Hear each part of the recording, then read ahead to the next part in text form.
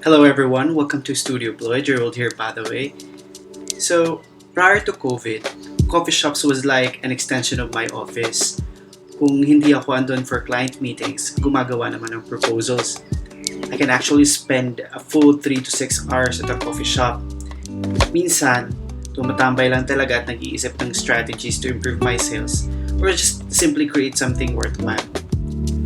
Lately, artisanal or third-wave coffee shops are a growing trend in the metro. Aside sa ambience ng coffee shops na ang cozy naman na talaga, I personally like the aroma of different coffee blends. Pag nasa coffee shop ako, my go-to order would be a ristretto bianco or flat white, or just simply long black. And I'll add something sweet like oatmeal raisin cookie. So for today's video, since na-miss ko na mag-coffee shop, magdi-DIY tayo ng home coffee bar, a swak especially for small space na setup. We are going to use this very flexible Sanista trolley from IKEA as our main platform to make our mini station. This one is very easy to assemble, kayang-kaya ng isang tao lang.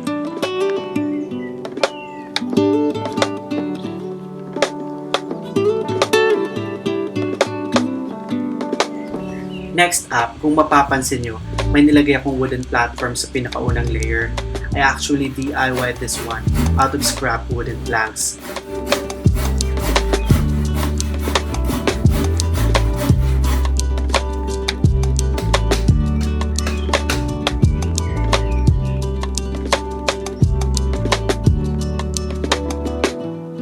Ang main purpose natin for putting a platform is to elevate the microwave a bit. Patama kasi ang door when you open sa railings at di natin magagamit, kaya ginawa natin ang paraan. I have two main purpose actually of putting a microwave below. Aside sa perfect ang laki niya dito, one is para mabawasan talaga yung space sa kitchen.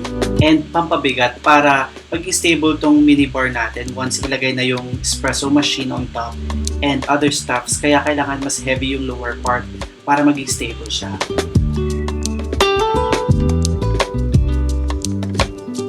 If you notice, hindi ako gumagamit ng typical na screwdriver dito. I'm using an Allen wrench. It comes actually na with the whole thing, included yung mga screws na.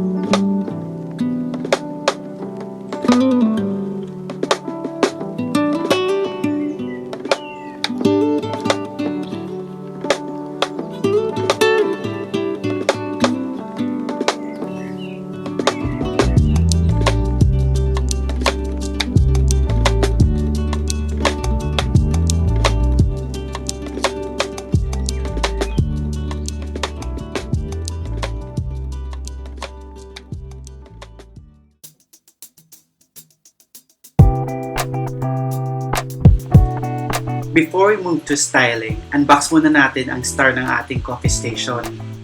So pinili ko tong SMEG Espresso machine. One, because style-wise, 10 out of 10 siya sa akin. And aside from that, maganda din naman yung reviews niya. Initially, wala talaga akong balak bumili nito. Not for this whole pandemic situation.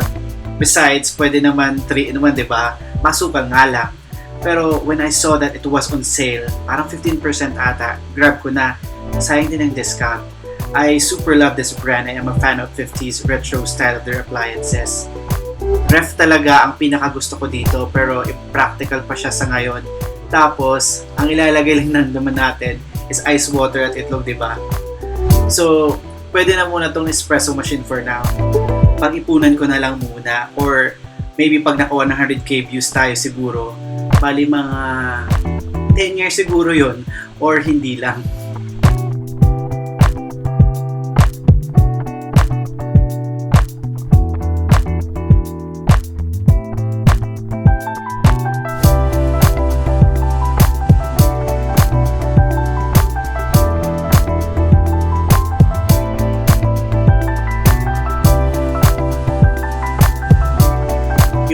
makikita nyo yung hirap ko sa pag-unbox nitong espresso machine. Parang 1/4 lang ata to nung tagal kong bago ma-unbox siya. Sobrang hirap niya until I decided na ipahiga na lang siya bago siya mabuksan.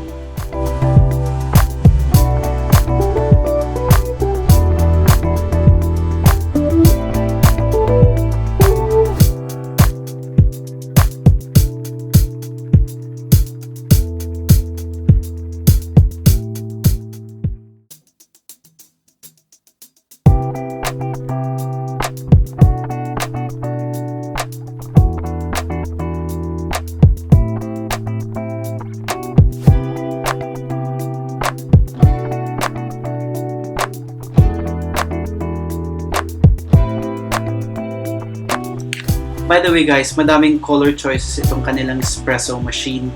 Ang choices actually are black, cream, pastel blue, pastel green, pink, and red. Initially, I wanted a beige, pero since most of our appliances are in gray and black, I decided na magstay sa theme. The machine, by the way, comes with the following.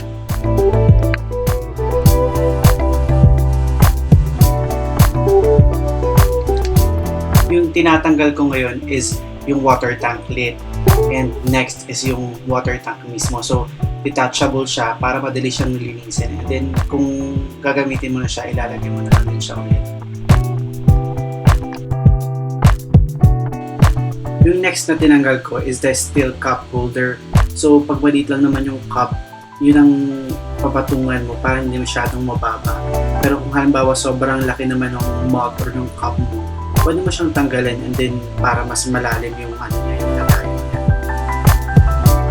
It comes with a float na, by the way, para kung halimbawa malapit na mapunin yung drip tray, hindi siya mag-overflow. Itatapon na natin siya.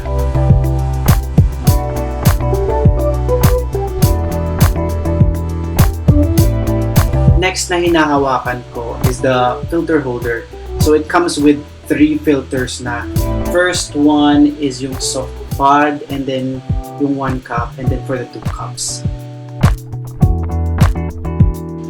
Yung napapansin yung metallic na naka-oscillate na parang may pilog sa taas is actually a knob para doon sa steamer siya.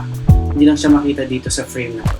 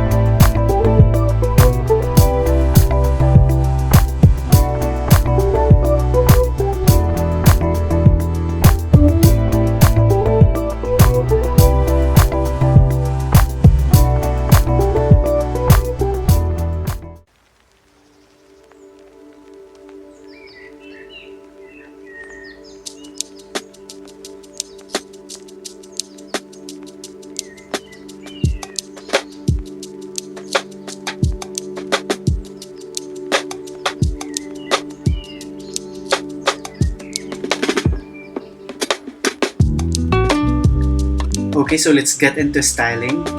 Got this coffee signage na may sabitan ng mug from Wilcon.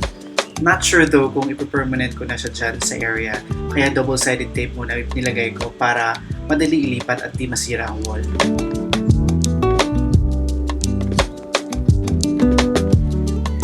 Yung native pouch thing sa side, nakita ko lang actually ito sa sale items ng H&M Home. Dito ko na kagad naisip na ilagay siya para ma-accentuate ng ating home coffee bar. Since very limited din naman ang ating space, dagdag lagayan na rin siya for stops na madalas gamitin. Atakin ko to later sa gitna para makuhanan natin ng unobstructed shots. Same doon sa nakita nyo sa ating thumbnail. What's good about using this trolley for our mini coffee bar is movable siya. So, pwede mo siyang dalhin sa room or closer sa living area. And pag may guest ka, pwede ka mag-entertain while making a coffee in front of them.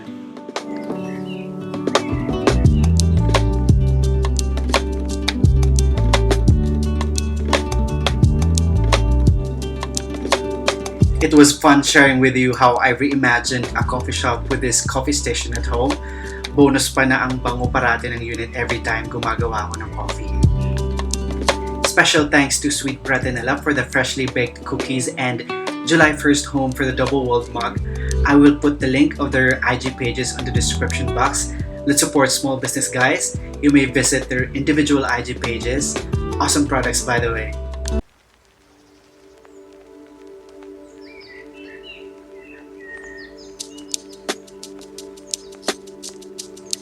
If you enjoy watching this video, please give it a big thumbs up. If you have any questions or comments, make sure to drop me a line in the comment section below. As always, please hit that bell so you can be notified whenever I upload new videos. And please don't forget to share and subscribe. I'll see you guys next time. Stay safe at salamat po sa panonood.